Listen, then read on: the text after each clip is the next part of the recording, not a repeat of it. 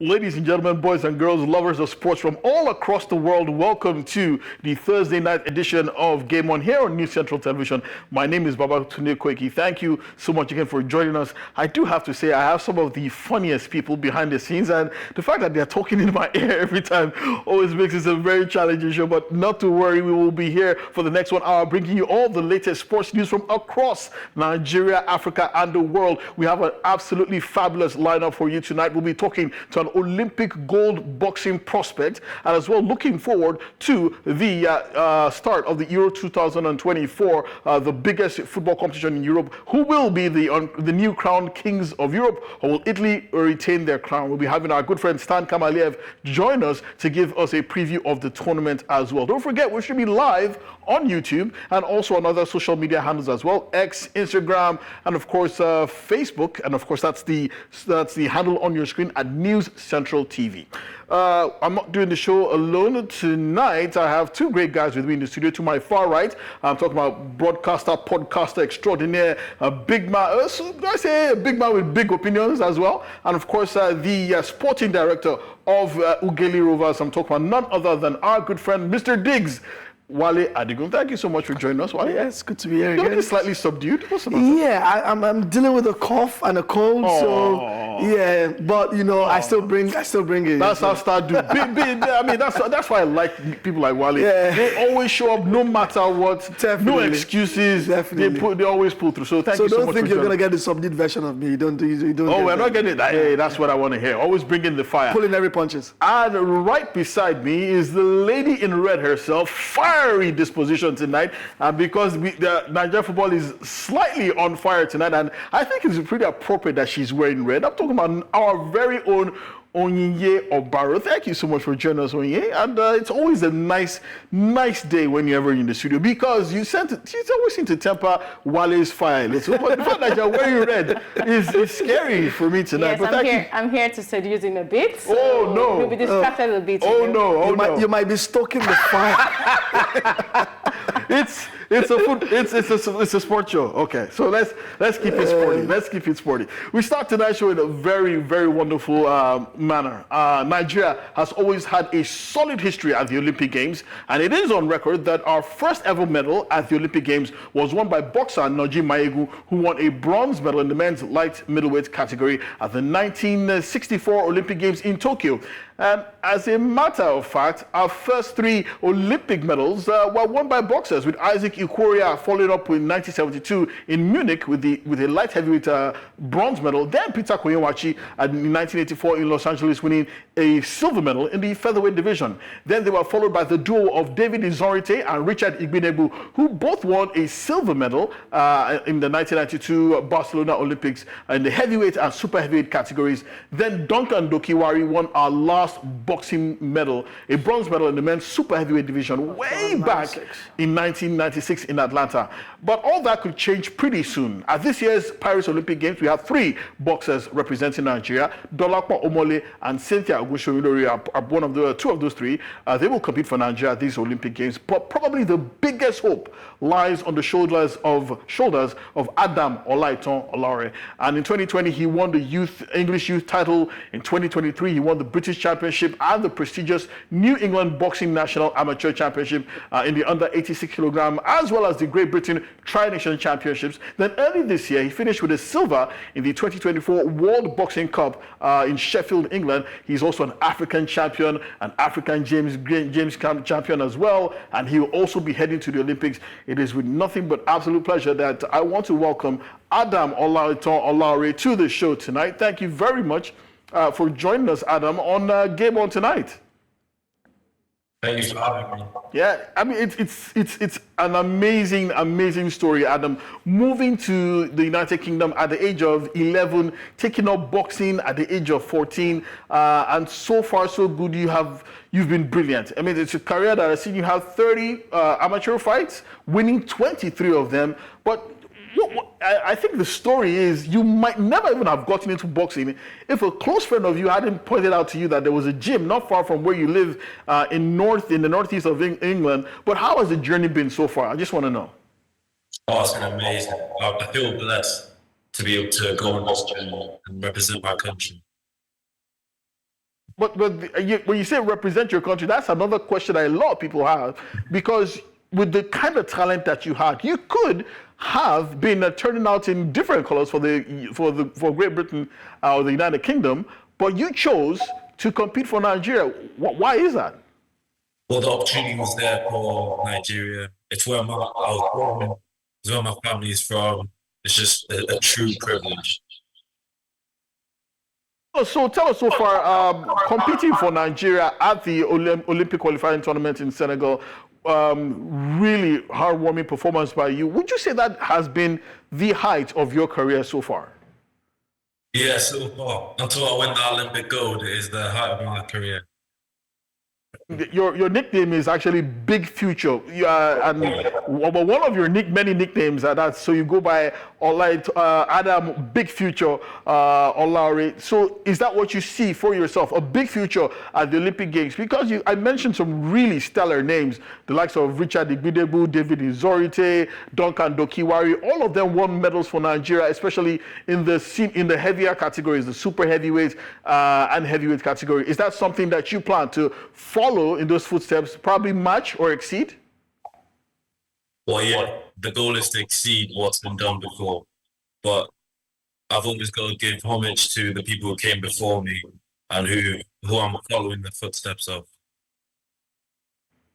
Well, Adam, I'm here with Onyechi Obaro and, of course, Wale Adigun. Together, we've been they're big fans of boxing as well. I don't know whether they've been following your career as intently as I have, but they also have. Yes, I know that when he went to Cameroon, they called him the Machine. The Machine, okay. And he's also known as the champion as well. Yeah. So, yeah, you have questions for him? Yeah, I wanted to quickly shoot a question to Adams and ask, you went to Cameroon, called you the Machine, he called you the Big Future, they called you the Big Champion, and you should be competing in the 92 kg. But we have only 3 boxers going to the Olympics in Paris in a couple of months or just a month from now. I wanted to ask you, what's your relationship with the Boxing Federation in Nigeria? Was it like, how cordial, how supportive have they also been as well in this journey?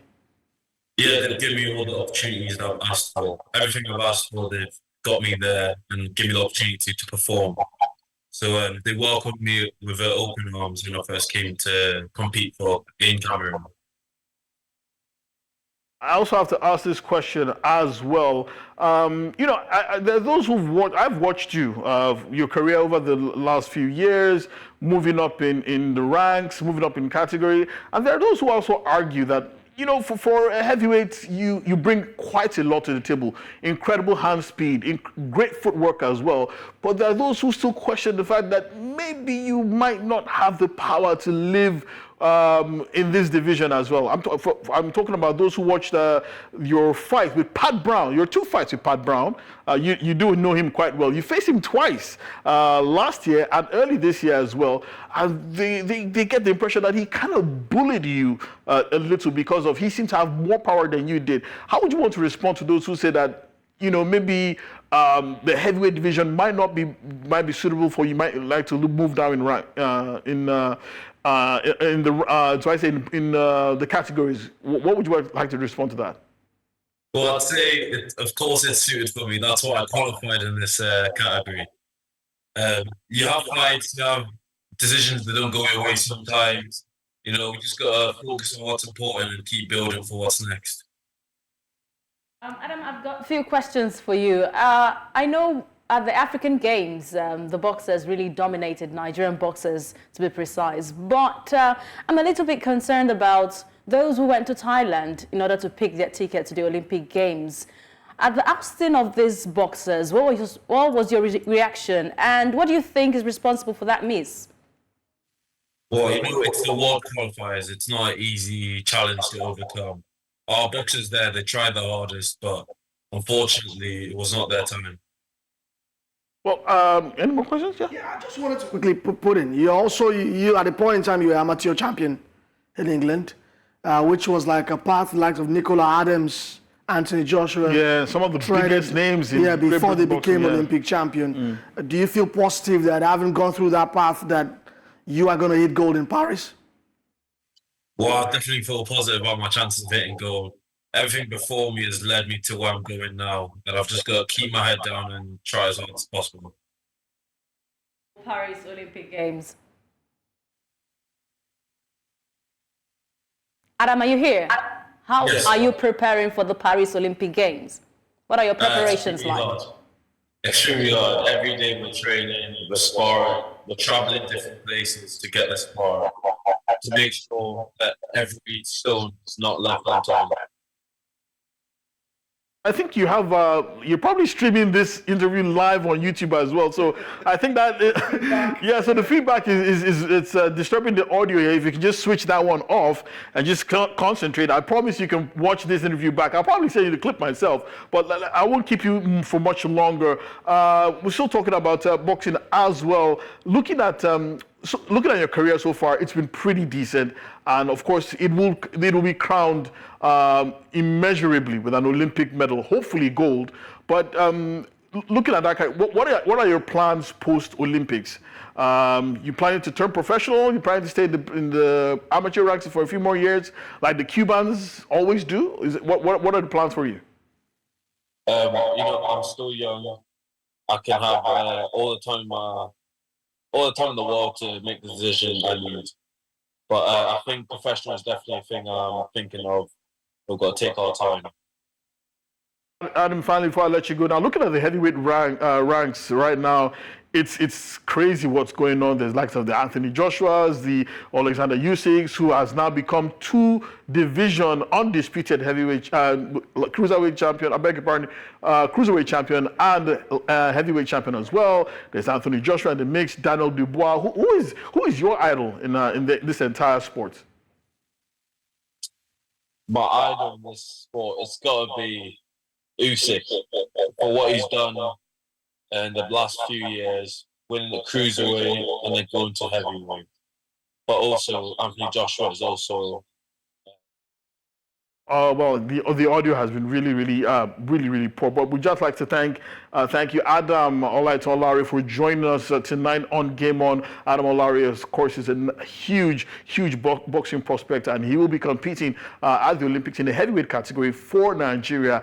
And hopefully, he can match up to that, live up to that big moniker, big future, and come back with a gold from the Paris Olympic Games. Moving on very quickly now to athletics. Two-time world cross-country champion Beatrice Chebet and Ras Al Khaimah half-marathon champion Daniel Mateko have been selected as headliners for Kenya's 10,000-meter team at the Paris 2024 Olympic Games. Chebet and Mateko automatically made the team after winning the 25-lap race at the Prefontaine Classic. That's the Diamond League meeting in Eugene, Oregon earlier this year, which was also used as trials for Team Kenya's 10,000-meter team. Chebet clocked a stunning world record time of 28 minutes 54.14 seconds to win the race ahead of Ethiopian maestro Gudaf Sergey, who came in second in the personal best time. Lilian Kasait, the world cross-country silver medalist, completed the podium, and Kasait has also made the cut to the Olympic team with the automatic second place finish as a Kenyan, with Margaret Chelimo, the world cross-country bronze medalist, being selected as the third athlete.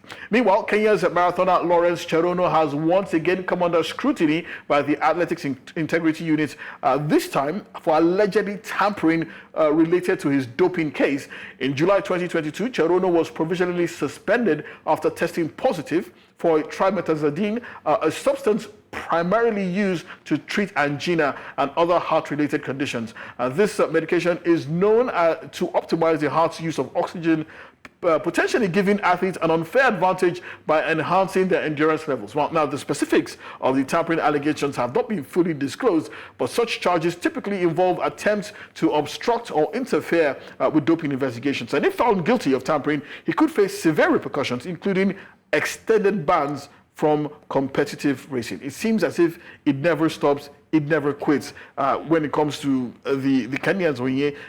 Every time they're caught by the AIU, every time there's another name popping up, and now we're hearing about evidence tampering. Now that one I don't see how they can serious. Very serious. I remember that last week we had the Kenyan Anti-Doping Agency, ADAC. They had suspended 33 athletes. They had 26 number of athletes there who ply their trade in athletics, and they had 3 rugby players, they had 3 handball players, even in the list of 33. It's a long way to go for Kenya there. But I think the in-house, they're trying to clean up the whole mess, making sure that this does not go out on the international stage. So I think at this time, if only the fundings can come, they complain about going out to test these athletes in their homes out of competition test. If the fundings can come for them, they can cut short the number of athletes that the Athletics Integrity Unit would ban. Well, Wale, you get the impressions that the Kenyans are doing something right. They do have their own anti-doping control system. Yeah. The question for me is, do we have something like that in Nigeria? No, not at all. I think Not at all.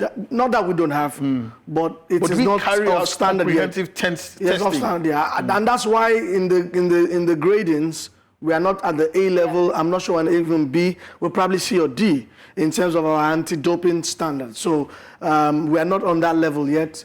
In fact, there was a memo that came, I think, from the AIU about late last year, adding a couple of banned substances, for example, tramadol. And I'm not sure that the anti-doping body of Nigeria has even updated their own list of... You know, so I'm not sure we're there yet. But with Cherono, it was like... from fire because it was already suspended. Now it's been added that it's tampering, and I learned that the tampering could have been him intimidating a potential witness. You know, that also is required as is described as tampering by the that's AIU. Witness tampering. Yeah, witness tampering. So they're also saying that might have happened. He might also have tampered with the evidence itself in terms of contaminating it with a foreign substance or whatever. So it's like from fry pan to fire for Cherono, and it just explains. With Kenyan doping, when it rains, it pours. Because they've been at this for like 2-3 years right now. But when it look as if, we talked about them a couple of days ago, they seem to have a crack squad for this Paris Olympics. And we thought this Olympics will be them re-announcing themselves back into global stage and say, hey, we are back. We know we had our issues, but at this Paris Olympics, we are back and clean. And this is just like a setback for them. But I think Nigeria is almost close to the A-list. Remember the Tokyo Olympic Games, some athletes were not allowed to compete because they did not come with their out-of-competition test.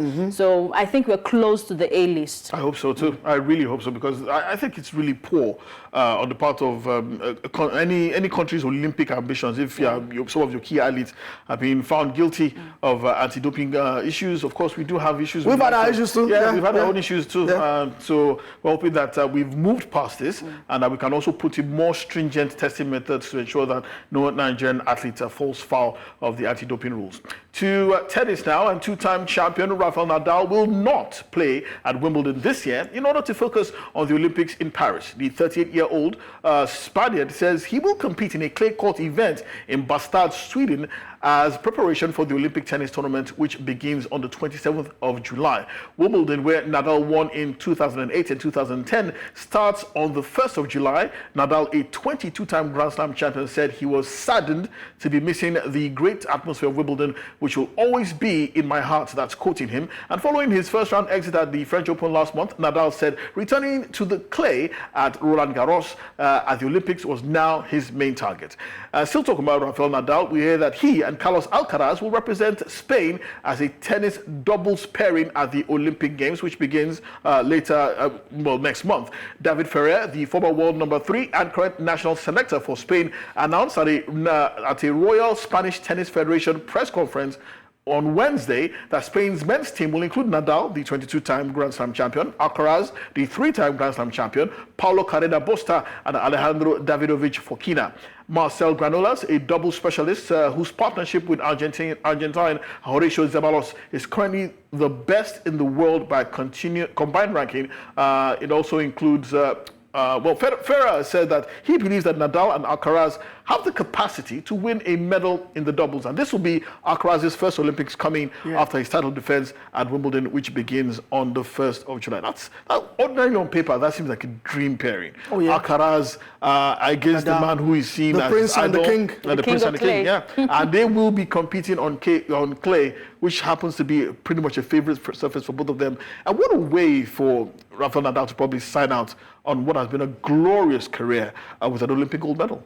Just like Elijah did pass to Elisha, I think this is the situation right now. It's going to be I'm telling you, it's going to be a formidable force, between Nadal and Alcaraz. If Nadal can stay fit. Yes, that's what I want to say right now. The clause is if he can play with Alcaraz. Alcaraz, the future, when it comes to clay, I think is already dominating. He just won, of course, first for him. And I think the future is bright. So Nadal can pass this baton down to a good hand. I'm beginning to feel old. Just mentioned the fact that Rafael Nadal was winning Grand Slams in 2008 and 2010. Was playing alongside Carlos Moya. Even the coach of the Spanish tennis team. Yeah, David Ferrer. We knew when David Ferrer used to play, you know. But it just explains the longevity that Nadal has put into the game. I think he's also made the sensible decision of not trying to switch surfaces, because if you switch surfaces, you can get injured because the clay surface is different from grass, which is even faster. And if you're a player at that stage, you just want to, take it easy. So I can understand why he says, hey, I'm not going to play Wimbledon. But crucially, he hasn't said if this Wimbledon that is missed is the last. Yeah. But he has admitted that the Olympics will be the last that he plays. Even with Roland Garros, he hasn't closed the door yet on Roland Garros for next year. But I think if you've got Nadal and Alcaraz, that's a winning ticket. Remember that Nadal also won gold in Rio. Yeah. Doubles as well. Mark Lopez was his team partner then. So I think that they can. In fact, I won't be surprised if it's an all-Spanish final because Horacio Zeballos and his other partner are number one in doubles right now. So I won't be really surprised. But I'm happy that Nadal is back playing. It looks like he's a bit unhindered. He played at Roland Garros, no injury. He lost to a better player, Alexander Zverev, who got to the final, obviously. So I've got no issues with his fitness, and I think they've got what it takes to go all the way. Okay. But I think missing the Wimbledon, I have a bit of questions around it because I remember that so many stars did miss the Wimbledon sometime in 2022 due to the fact that Wimbledon made a decision to ban Russian and Belarusian. So the rankings from the ATP dropped. So for the fact that Nadal is ready to jump the Wimbledon and then go for the Olympics, you should know that that's Nadal doesn't even care about the ranking. It's 276 right now. Yeah, he doesn't care about the right now. So he doesn't really care about it. It's just about it doesn't make sense to switch surface and go back to Well, let's leave tennis behind and talk some boxing now. We heard that Tyson Fury says he's back in the gym preparing for his match with undisputed heavyweight champion Alexander Usyk on the 21st of December in Saudi Arabia. The English fighter suffered the first defeat of his professional career last month, losing via split decision to Ukraine's Usyk. The 35-year-old Fury says he's relishing the opportunity to seek revenge and posted a video of him training on a heavy bag on his Instagram. The rematch is still 6 months away, but Fury says he's counting down the days until he can get redemption, in quotes. Well, Fury seemed to have been winning that fight before he was caught by Usyk in the 9th round, and he recovered from the knockdown, but was not enough to convince two of the three judges and handed Usyk that narrow win. I don't know about this, but I did see a video of... he was drunk. Yeah, he was stark drunk. I'm telling you. Staggering out of a pub in Morecambe where he lives, collapsed on the floor, struggled to get up. So I'm not sure of the timeline of these, when he's back in the gym and when he was out drinking. He's a gypsy. Well, what does that have to do with anything? Go check out the gypsies. They love the pub. It is in their blood. Well, everybody loves the pub. But that was what sent him to depression, And guys, the fight is still December. That's like solid 6 months. Yes. Let's take it easy. Okay. I know that he's in the mood right now. He's saying the right things. But also I remember that there was this confusion between him and Sugar Hill Stewart and his father, who was the second, and they were confused about the fact that were they in the lead going to the end of that fight. I think there was a bit of confusion. But I think that I agree that he's confident. I won't be surprised if he wins Usyk because I've taken that fight in again, and I thought there were moments where I thought that it was close at some point. I thought there were moments where he had Usyk. And there are lots of people who actually believe that Tyson Fury actually took his foot off the pedal when he seemed to have his man cornered. But so he has only himself to blame. But we'll be keeping an eye. But he's never been here yet. He's never had to react to a defeat. Very so true. we'd like to see how he reacts. So we'll see whether it will be revenge or repeat for Tyson Fury when he faces to Alexander Usyk in their rematch on the 21st of December. Finally, on this part of the show, let's tell you that transgender swimmer Leah Thomas has lost her appeal at the Court of Arbitration for Sport against the rules of World Aquatics, formerly known as the International Swimming Federation, or FINA, regarding the participation of transgender athletes in competitions, according to information released by the international organization.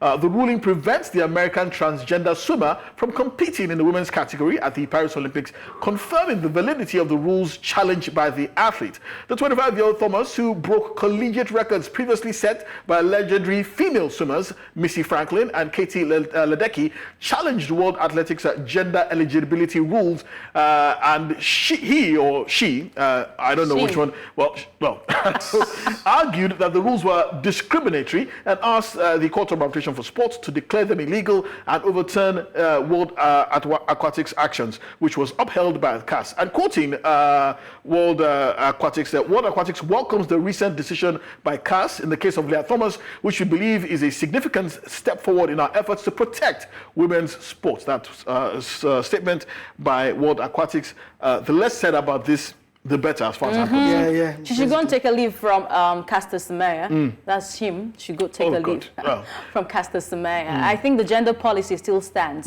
Since 2022, you have to, if you want to compete in a trans sport, you should have, transitioned from the age of 12. I believe if you are not biologically born as a woman, male or a female, you cannot compete with women's sports. Yes. That's my opinion. That's not balanced and unbalanced situation. Like I said, Wale, the less said about this, I always choose to stay on the fence here. Anytime this conversation comes up, I plead the fifth. Humpty Dumpty in the building. Yeah. You're still watching Game On. We'll take a short break now. When we return, we'll talk about plenty of football. If you're staying tuned, you're still watching Game On here on News Central Television. It's time to talk football now. And we start here in Nigeria, where, of course, there were matches played in the Nigeria Professional Football League yesterday. And one of those matches actually brought some major controversy. Well, following the controversial decision not to award a penalty in the matchday 36 encounter between Shooting Stars and Enugu Rangers at the Lekon Salami Stadium on Wednesday, referee Bashir Saidu of Sokoto has been suspended from officiating in the NPFL by the NFF Referees Committee. The suspension of the referee was confirmed in a letter sent to the referee on Thursday to the Sokoto State Football Association, by the way, and the victory over Rangers extended Shooting Stars' unbeaten run at home to 9 games with 9 clean sheets. But guys, unfortunately we don't have the rights, so we can't show you that video, but I saw that video. And if that player had been hit by a Mack truck, it would never, it wouldn't be as clear as the penalty I saw. And I'm confounded, confused, and quite frankly, disappointed in the quality of that refereeing, because it looked like a clear penalty. It looked like a clear penalty to everyone apart from the referee and the assistant referee. Why it wasn't given, I don't know. Now, we talked about the previous decision between Rangers and Enyimba, where a penalty seemed to have been given. There was talk about, the assistant referee was, frightened for his life because the people had encroached onto the tartan track. But these gentlemen were safe. There was no issues anywhere. But they still conspired not to give what seemed to be like a very obvious penalty. But the referee committee of the NFF have reacted very quickly and have now banned him indefinitely. Yeah, but I have issues with the punitive measures we always met out to referees, right? Because I think that if we also want to copy the best standards, we should also look at what applies other places. I think that, when you suspend these referees, at the point in time, you're going to bring them back, right? And they won't have probably learned much. I think I prefer when you demote them. You probably demote them to the NNL, although the NNL is in the soft season. But one thing I like is how they've reacted immediately to this. I mean, gone are the days when this probably takes a week before you get a statement from the NRA or probably from the NFF or from the MPFL. So that was good to see, because I thought that was a stonewall penalty. That was a blatant penalty. You didn't need a second look at that. You just needed to see it in a split second. So if you could see from your screen, that means the referee had the better, and the assistant referees. And I'm surprised the assistant referees also have not been found culpable. Exactly. In this as well. Only one man because they are supposed to help the center referee in making this decision. So it's a good decision. I like the look of it. But I think that it can a bit... we have to realize referees make mistakes. When referees get this big But was calls, this a mistake though? Oh, you saw that. Was that a mistake? no. So I really did not think that should be a mistake from a referee with so much reputation like An that. experience. He's Come been on, refereeing with in the your- NFL for your years. years we've of seen refereeing like the some Mark game. Lattenberg and Michael Oliver get this big calls wrong. We have to realize when these referees when they get these calls right, how much of praise do we give them? But now that they've gotten it wrong, I think that I'm pro taking Do you know a the bit. decision of that referee would have brought the same thing we saw in that Oriental Derby? We would have seen that kind of reaction. I back in the agree. But guess what? If we probably You're had triggering VAR, the fans, if you we know? had probably had VAR, this situation is remedied because the referee has to take a second look at it. That foul or that in the box did not need VAR. Wale. Yeah, I told you. It did not. See, It's a in a clear- split it's a clear one second, there. I'm seeing it, and I know that it's stonewall penalty. But the referee doesn't give it, and there's nothing we can do. Okay, well, there's nothing we can do, but there's something that the Nigerian Football Federation have done, and they have suspended referee Bashir Saidu indefinitely for his actions or inactions, or basically his disappointing performance in that match day 36 game at the Lagos Salami Stadium between Shooting Stars and the title-chasing Enyimba. I'm still speaking about disappointing performances following the disappointing performance of the Super Eagles of Nigeria in match day 3 and match day 4 of the 2026 FIFA World Cup qualifiers. We hear that the technical crew of the Super Eagles are set to experience a massive shake-up. In quotes, the president of the Nigerian Football Federation, Ibrahim Guzo, disclosed this after a meeting with the Minister of Sports, John Eno. We hear it was a 4-hour meeting. Ibrahim Guzo stated that it was a very sad moment for Nigerian football and went on to assure Nigerians that the minister and his holistic measures that he has put in place will basically be taken to change the face of the entire system. Let's really take a listen to Ibrahim Guzo, who was speaking after that 4-hour meeting with the minister. Let's hear what he had to say. It's a very sad moment for Nigerian football. We can't run away from that. But all I want to assure you that is that we are working tirelessly in conjunction with the minister to see that we come out with some holistic measures that will change the face of the entire system so that we can move forward. Don't forget, it's still possible and we are going to make it. And I just want to assure you that we are going to fight it to the letter, and Nigeria will qualify to the World Cup. This is not something that I would just say it now, but very soon you are going to see the measures that NFF will come out with, and by the grace of God, those measures that we are going to take will lead us to... Well, very interestingly, the president at no point confirmed or denied whether the Super Eagles manager would stay. Yeah. Oh, yeah. That's George Finidi would stay. He didn't give any, there was no vote of confidence in quote. But do I say a lot of things have taken place since that particular meeting, and the NFF today came out, the executive committee of the NFF actually came out today, and they made quite a lot of far-reaching decisions. They wholeheartedly apologized to Nigerians for the dismal output and subsequent very poor returns of the Super Eagles of Nigeria, and they've pledged to work assiduously and put necessary measures in place to ensure a better prepared squad ahead of the AFCON 2025 qualifiers, which begins this year in September, and the resumption of the FIFA World Cup qualifiers, which begin in March 2025. Also, further to that particular declaration, the executive committee also resolved to employ an expatriate technical advisor for the Super Eagles of Nigeria in the coming weeks ahead of the AFCON qualifiers and the remaining FIFA World Cup qualifying matches. And they also said, notwithstanding the challenges that attended the team's preparation in match day 3 and 4, owing to a 38-hour nationwide industrial action, the board also expressed displeasure with the poor attitude of some of the players on national assignment, and unanimously decided in favor of a more robust scouting program of outstanding eligible Nigerian players from across the 4 corners of the universe. Not the world, not the continent, the universe. So if you're playing on Mars or Saturn, you might stand a chance to play for the Super Eagles of Nigeria. They said these players are expected to add tremendous value to the nation's flagship brand. Now, guys, this is seismic, considering the fact that just a few weeks ago, George Finidi was appointed, but now we are hearing that even Finidi is going to get the boss. Now, we don't know if Finidi himself is going to be eased out of the system, but most likely he might still remain, and an expatriate will be coming in to supervise the preparations of the national team. Also, we heard that more robust. Well, let's talk about the first one anyway. Yeah. What do you think of this? Is this basically no vote of no confidence on Finidi. Of course, and it is a head scratcher because if the initial body language was we're too broke to appoint a foreign expatriate or an expatriate, and you go ahead to appoint Finidi, but now you turn around, maybe you've gotten money from President Tinubu, I don't know, and now you want to appoint a foreign expatriate and still maybe keep Finidi. So I think that Finidi right now, who couldn't even command the respect in quote of his players, do you think he will command the respect of the foreign technical expert? You've made him a lame dog. But the question is, why is this decision being taken now? It is as a game being taken in the first place. It's a panic decision, basically, because we've lost two games. We've not gotten desired results. I haven't heard that the ministry or the presidency is setting up what they call a rescue committee.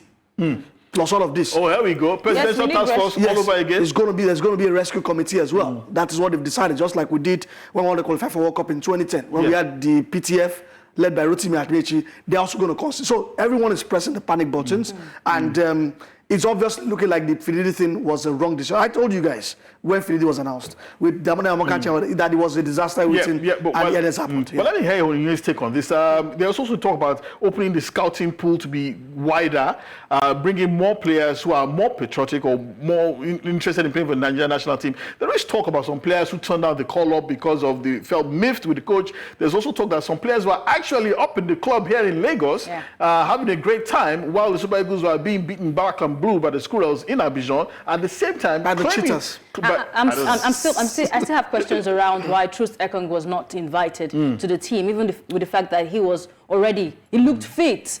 Even in that time, his foundation, the game he had for his foundation. The Super Eagles of Nigeria, when they came out of the tunnel for that game against South Africa, the first 11 came out, they were all agile, they were, having with their warm-ups and all. But we saw some lackluster kind of working style from the other players. We knew already these were the reserve teams. You watched that game. We knew against already South Africa. that these were the reserve team. Their countenance, nothing to write home about. The Awaziem, the Victor Boniface, every one of them walked sluggishly into the pitch for their own warm-up. And they had their warm-up differently. The South Africans we could not even tell who were the reserve, who were the 13, because they all came into the pitch together. But Nigerians, they came in sets. Interesting. Those are the things that you don't see. At the end of the game, every one of them walked into their bus with their phones. We had Chidozie Awaziem sitting at the other corner of the bus, very upset. Very, very upset. Well, I mean, that there's something upset because of possibly the results. These are the teams that have gone 7 games winless. Talking about the World Cup qualifiers or the games we've played. Yeah. And we've had a 35-game, winning streak in the World Cup qualifiers for the Super Eagles of Nigeria. There's something to worry here. Coach Finidi George, if the NFF will have to sack him, it will be the fastest sacking ever. After just 4 games in charge. Yes, it will be on record. Wow. Okay, let's leave the troubles of the Super Eagles behind. We'll be talking about in depth. But one competition will be starting tomorrow. It has been a long time coming, 4 years waiting, and we're going to have the Euros, one of the biggest, most exciting competitions in the world, starting on Friday. The opening match will be between Germany and Scotland. And joining us now all the way from Spain is our good friend Stan Kamaliev to look at this competition. Stan, thank you so much for joining us tonight on Game On. I'm sure you are absolutely fired up for this particular competition. And Euro 2024 in Germany, of course, Germany, fantastic stadiums, fantastic atmosphere. But the key question now that everybody's asking, especially in this part of the world, is this the last chance for this English generation to finally win a title?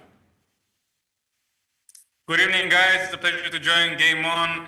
It's excitement in Europe right now, and only 24 hours until the first ball is kicked in Germany. And I think this tournament is extra special because of the last 2 international tournaments that we had. The Euros in 2020, after the circumstances, after the pandemic, wasn't your usual tournament with the buzz, with the fans in the stadiums. And then, of course, we had the Qatar World Cup that was an unusual one in the winter. And now we're back to kind of normal schedule. Summer, buzzing, everyone's going to be watching the games and exciting in Europe. And as you said, England is coming in as the favorite. They always do. They always seem to do, right, in the last few tournaments. And rightfully so. They've done well under Gareth Southgate. They've reached a couple of semifinals. They were in the finals the last Euros. And only nearly missed out on the trophy. So you would expect this England team to be in and amongst it again. They have a fairly winnable group.